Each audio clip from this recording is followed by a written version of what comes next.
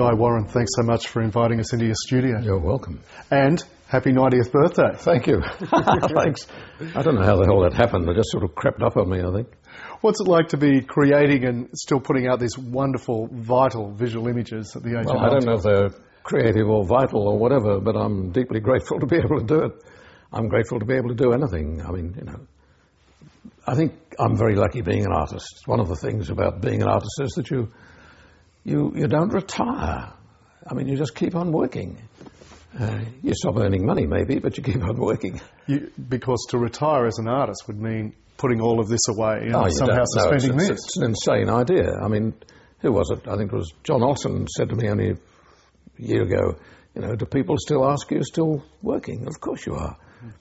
I mean, some woman in the local greengrocer said to me the other day, "He's still working?" I mean, it's a silly question. Of course you are. What is there to do? As a young man, you went off to New Guinea on active service during the Second World War. What was that like? What was that experience like both for you as a young man, and how did it in some ways change your future approach as an artist? Well, oddly enough, I was smiling because it made a tremendous difference. I'm very grateful in a way to have gone because I did a lot of drawing while I was there. I had studied part-time before I went into the army, so by the time I was in the army I could draw reasonably well, very well indeed. In fact, I don't think it was great art, but I could put down what I saw in front of me. I had those skills. Why were you wanting to do that, if I may ask, while you were over there, when there was obviously so much on your mind? I can answer that question. I think it's something one just simply does. I drew my mates, used to charge them 10 bob a portrait, drew the Japanese prisoners, drew the landscape, drew the local peoples, and they were great, local peoples. Those were colonial days when you had to pay them, they'd pose for you and you'd pay them with cigarettes or tobacco. I'm a bit embarrassed about it now, but that's what one did. And I had this big black bloke posing for me one day, big black guy. This was in Bougainville, and the Bougainville people are very, very black indeed. And I had nothing to pay him with. I had run out of cigarettes, I had nothing at all. And I found a tin of talcum powder in the tent, which the Comforts Fund had sent up. They thought it would help with skin disease, I think. So I handed him the talcum powder, and he poured it into his hand, and then drew these wonderful big marks all over his big black body. The first thing he thought of doing was to decorate himself with marks. And they had a culture of decorating themselves with tribal marks or with whatever. Anything you gave them, they would put in their hair or they'd decorate themselves with it somehow. Now, given that the landscape was very decorative indeed, I mean, full of texture, full of colour, I think in a way I realised that it was making a connection between people and the landscape, between humanity and the environment. And I don't know that I thought about it all that clearly then, but 10 years later I did. 10 years later I was in London with my wife trying to find something to paint. I'd done a full-time art course, so I had a lot of skill. I went to London like everybody did, and I didn't know what to paint. It's all very well to have skill, but you've got to have something to say. I didn't want to paint the English landscape. It was very beautiful, but it's like a great park. It wasn't my landscape. And I didn't want to paint London. And in desperation, I started to paint my memories of New Guinea, of the peoples who were there and decorated themselves to the point that they became part of the landscape. And at that point, I thought what a great metaphor it is for exactly that, for belonging to the environment. And that, of course, is something that Aboriginal artists have always known. Aboriginal people have always known that, we don't rule the earth, we are part of it, for God's sake, and it's part of us.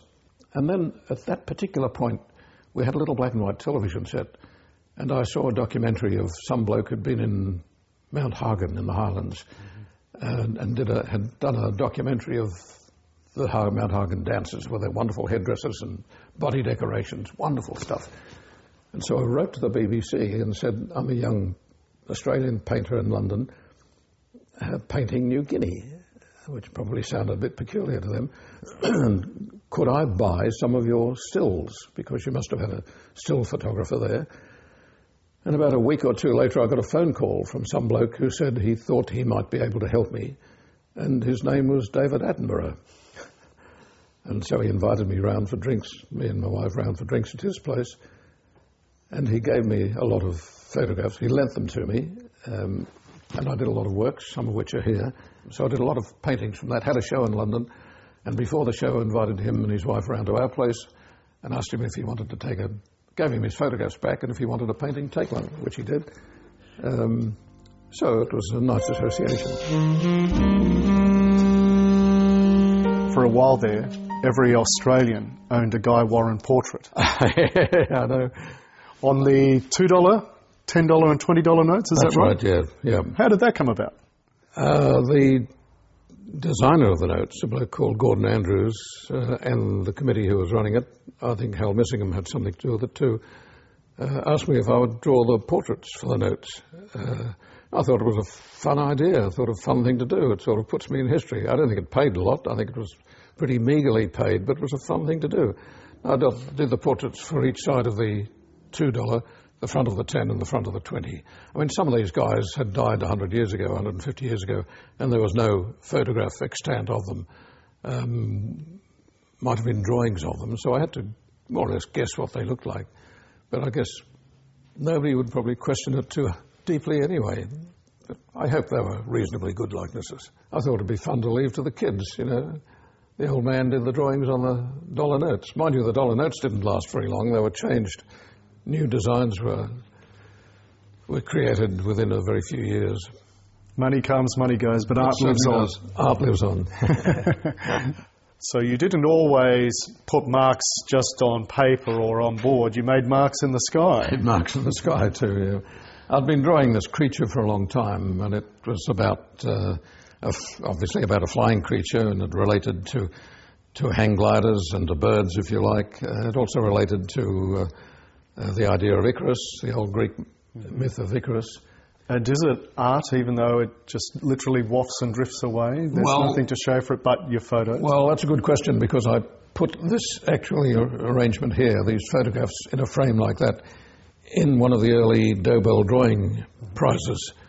And I understand, for what I've heard on the grapevine, that there was great controversy as to whether it was a drawing or not. Dobell would have been proud. I think Bill Dobell would have been proud, yeah. Talking about something else that was fleeting and can easily just drift away, fame. And you had fame winning the Archibald. No. Will we have a look at that? Yeah, by all means. So here's a study of the Archibald Prize winning portrait you did. Yes,